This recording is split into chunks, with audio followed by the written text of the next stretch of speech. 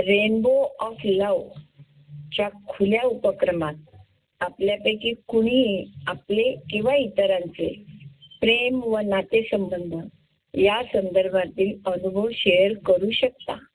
अशा अनुभव संपन्न करणाऱ्या व्यासपीठावर मी डॉक्टर शोभा पाटकर आपले सर्वांचे मनपूर्वक स्वागत करते. प्रथम आपण अनुभव ऐकूया. नमस्कार. मी परवाच माझ्या प्रिय मित्राला भेटावयास गेलो होतो. त्याचे वडील बरेच दिवस आजारी होते व 2 दिवसापूर्वी त्यांचे निधन झाले होते. मित्र तर वडिलांची अति काळजी घेणारा, त्याची बायका मुले अगदी वडिलांचा आदर करणारी, त्यांच्या सेवेत कुठेही कुचराई न ठेवणारी. ते सर्वजण एकत्र सण समारंभ साजरे करीत असत. या वडिलांना त्यांची पत्नी गेल्यापासून तिची उणीव गेली 10-12 वर्ष कोणीही भासू दिली नाही. अर्थात दुःखीच वातावरण असणार. अशा वेळी सांत्वन तरी कसे करावायचे? प्रत्यक्षात मात्र त्याच्या घरचे चित्र निराळेच दृष्टीस पडले. मित्राचा चेहरा उदास होता.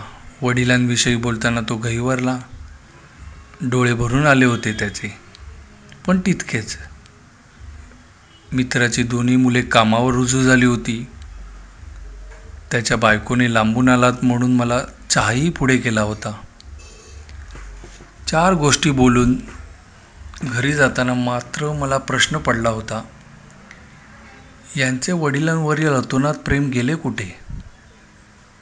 एवढा प्रेमाचा माणूस गेल्यावर या कुटुंबाला दुःख तर झालेच, पण ते एवढे प्रेम असल्यावर दिसावयास पाहिजे तसे तर दिसले नाही. हे असे कसे झाले? का झाले? या प्रश्नावर उत्तर शोधावे. मानसशास्त्रीय विवेचन काय म्हणते ते जाणून घ्यावे असे वाटले. म्हणून तर हा प्रपंच केला. धन्यवाद. नमस्कार. आपण अगदी स्वतःची आयडेंटिटी न सांगता, म्हणजे नाव गाव काहीच न सांगता, केवळ प्रबोधनासाठी, समाज प्रबोधनासाठी आपले विचार अत्यंत प्रामाणिकपणे मांडलेत, त्याबद्दल खूप खूप धन्यवाद. प्रथम आपला जो प्रश्न आहे किंवा आपल्याला जे काही मनात आहे तर त्याविषयी आपण जरा सविस्तर बोलूया. म्हणजे आपण जे सांगितलं की आपण ज्या घरात भेटावयास म्हणून गेलात तिथे आपल्याला अपेक्षित असं दुःखाचं घर वाटलं नाही. अत्यंत स्पष्ट भाषेत करायचं म्हणजे त्या घरातलं वातावरण जसं अपेक्षित होतं तसं वाटलं नाही. हे तुमचं म्हणणं बरोबर आहे आणि हे तुमचं म्हणणं जे आहे ते आम्हाला सर्वांनाच हल्ली पदोपदी म्हणजे आढळून येतो. त्याच्यामुळे सर्वसामान्यप्रमाणे जर आपल्या संकल्पनेविषयी, आपल्या गेलेल्या माणसाच्या दुःखाविषयी, दुःख व्यक्त करण्याच्या ज्या काही कल्पना, विचार असतात ते आपण ह्या पहिल्या स्लाईडमध्ये मांडले आणि ते काय काय आहेत ते बघा. सर्वसाधारणपणे अशा घरी आपल्याला काय दिसतं तर रडणं, जेवण खाण भूक सगळं विसरणं, आठवणी काढणं वगैरे वगैरे. तर हे सगळं अगदी पूर्वी कायमस्वरूपी दिसून यायचं हे दृश्य. पण साधारणपणे गेल्या 5-1 वर्षात असा विचार करा की हे दृश्य जरा कमी कमी होऊन आता ते फारच कमी वेळा दिसून येतं. दुःखाचं प्रदर्शन कुठल्याही ॲग्रेसिव्ह किंवा भडक रूपात दिसून येत नाही. तर ह्याची काही कारणं आहेत आणि त्याचाच आपण आज उहापोह करणार आहोत. तर सर्वसाधारणपणे आपल्या सगळ्यांचा पूर्वीपासून चालत आलेले काही विचार असतात, काही संकल्पना आपल्या ज्या पूर्वजांच्या विश्वासावर आधारित असतात. तर त्याचं शेवटी गणित आपण असं मांडतो की जेवढं दुःख प्रदर्शित होतं किंवा दिसण्यात येतं तेवढंच त्या माणसाचं प्रेम आहे, किंवा जेवढं प्रेम तेवढं दुःख जास्ती, आणि ते सुद्धा दृश्य दिसून येणारं.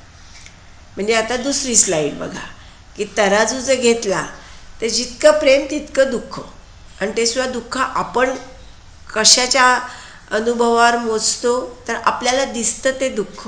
म्हणजे तराजू आणि दृश्य दिसून येणारं दुःख, प्रेम एका पारड्यात आणि दिसून येणारं दुःख हे दुसऱ्या पारड्यात, आणि हे समतोल तराजू. आणि ह्यानुसारच आपल्याला पुढे सगळं विवेचन करायचं आहे. तर हा तराजू बरोबर आहे का, असं असतं का, हा यांचा प्रश्न आहे. आणि त्याचाच आपण आता विचार करूया शास्त्रीयदृष्ट्या, मानसिक सामाजिक शास्त्रीय दृष्टिकोनातून. तर पहिलं म्हणजे काळ.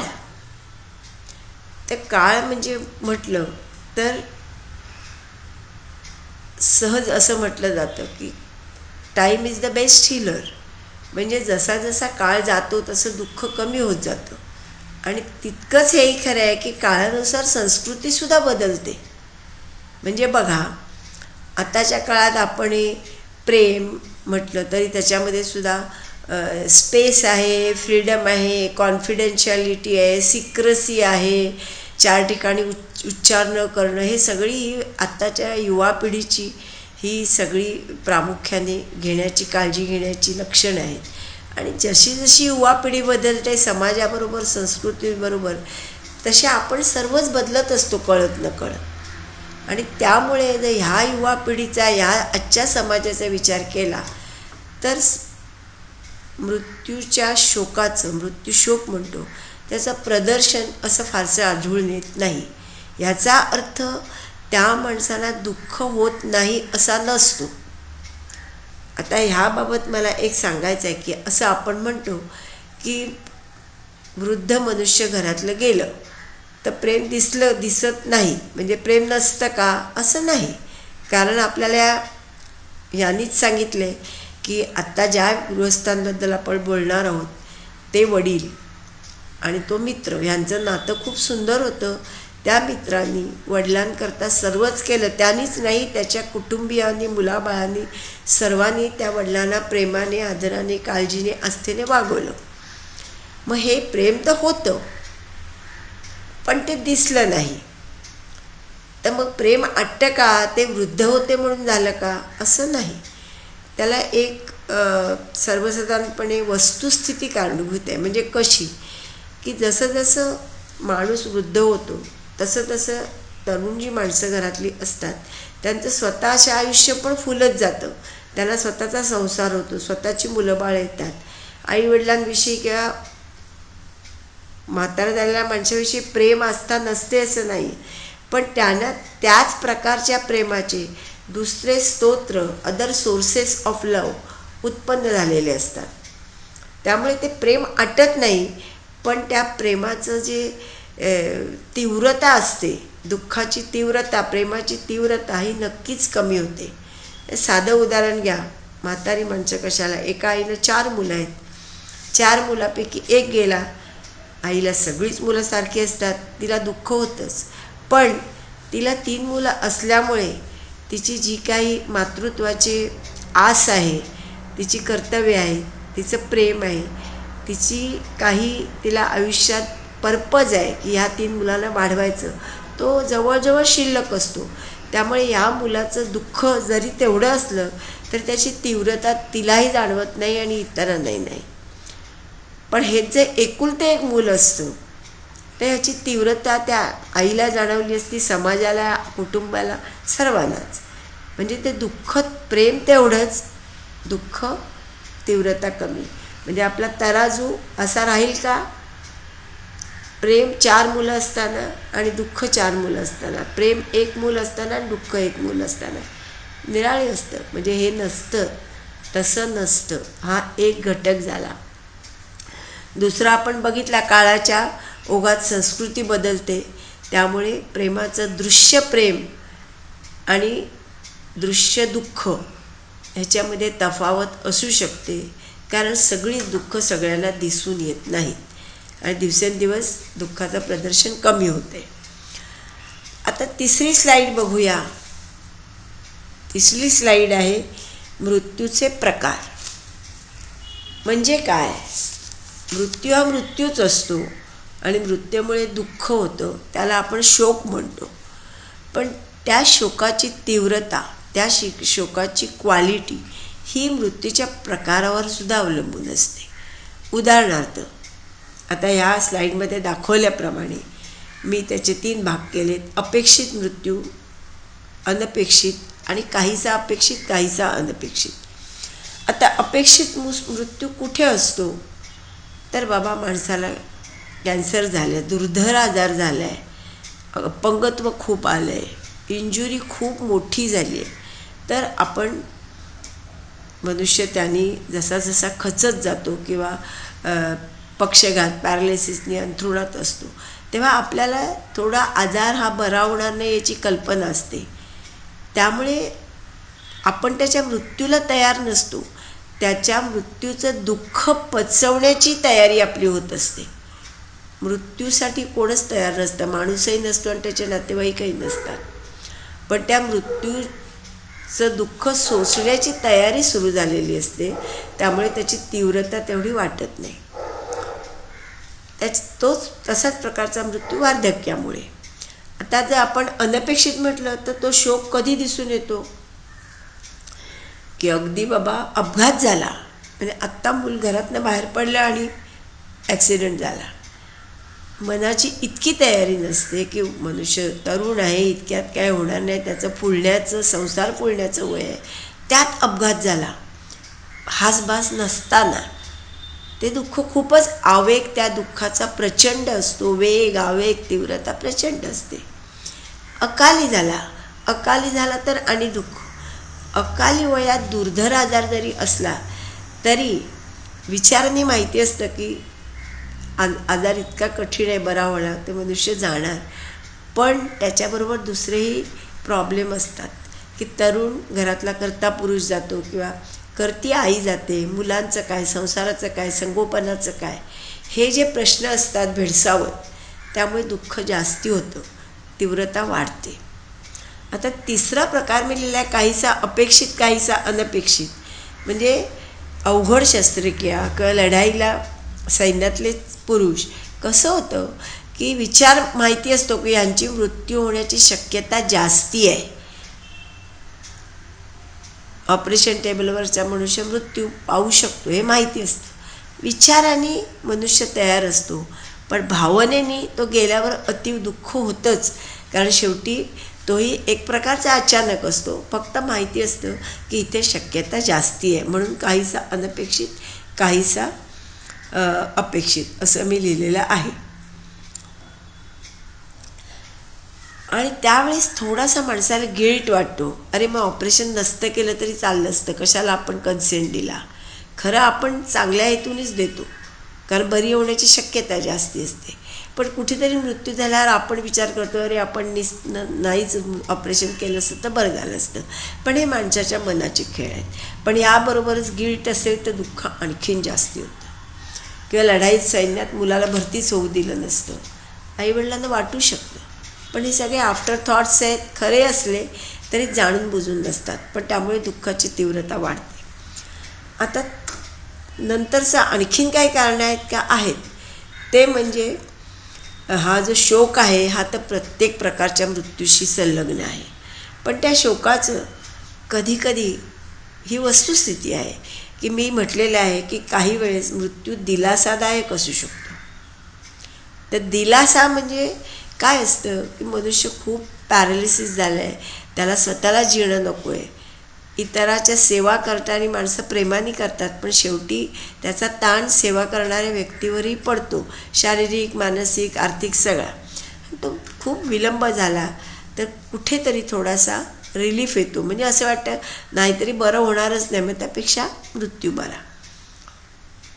हा दिलासादायक मृत्यू. किंवा मानसिक आजाराने की त्या पेशंटला स्वतःलाच काही कळत नाही. उदाहरणार्थ मेंटली चॅलेंज मूल घरात असेल किंवा मानसिक आजाराचा, तर मग त्याच्या हातनं काही कर्तृत्व होत नाही, त्याला कळतच नाही जिवंतपणाचा आनंद त्याला. तर मग मृत्यू झाला तर आईवडिलांना वाटतं आपली काळजी मिटली, आपल्या पश्चात कोण बघणार होतं, असा विचार असतो.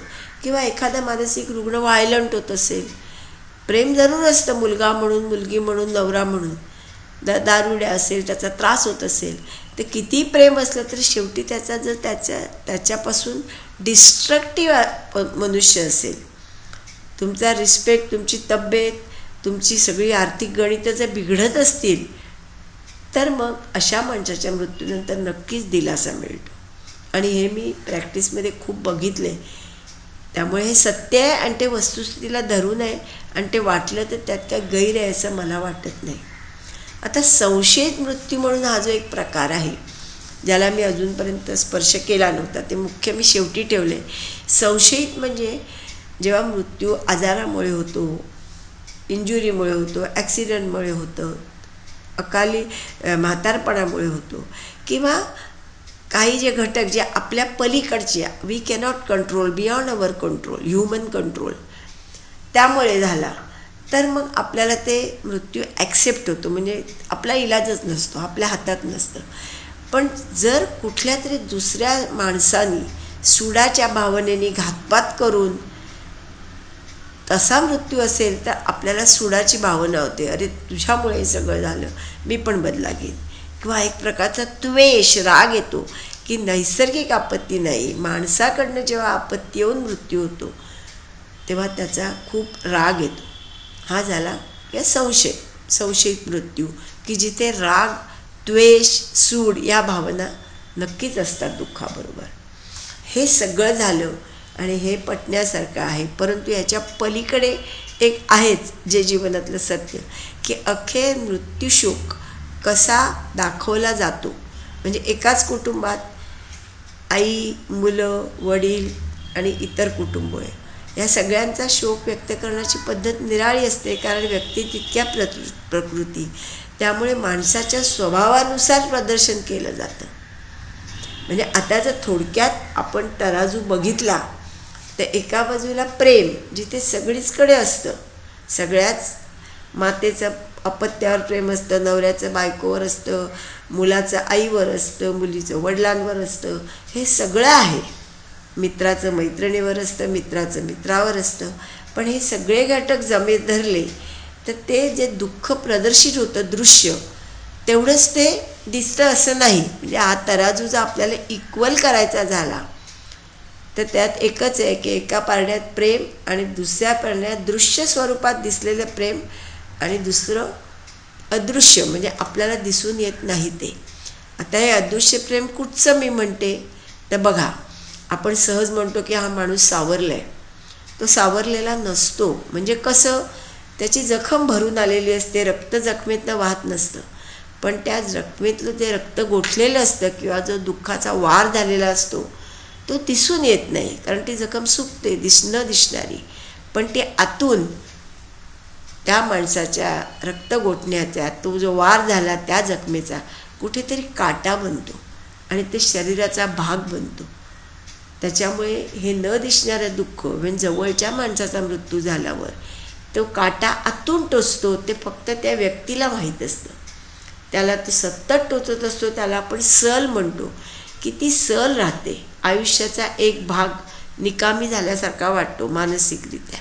आणि ते जे अव्यक्त दुःख आहे ते दिसणारं नसतं. पण ते नसतं का नाही, ते असतं. तर त्याच्यामुळे जर बरोबरच आपल्याला तराजू तोलायचा तर आपण असं म्हणू शकतो की एका पारड्यात प्रेम आणि दुसऱ्या पारड्यात व्यक्त आणि प्लस अव्यक्त प्रेम. व्यक्त प्रेम आपल्याला दिसतं, अव्यक्त दिसत नाही.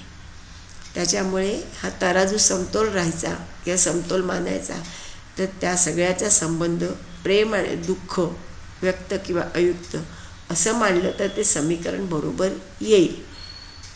हे झालं माझं मानसशास्त्रीय विवेचन. एवढं विवेचन ऐकून घेतल्याबद्दल धन्यवाद.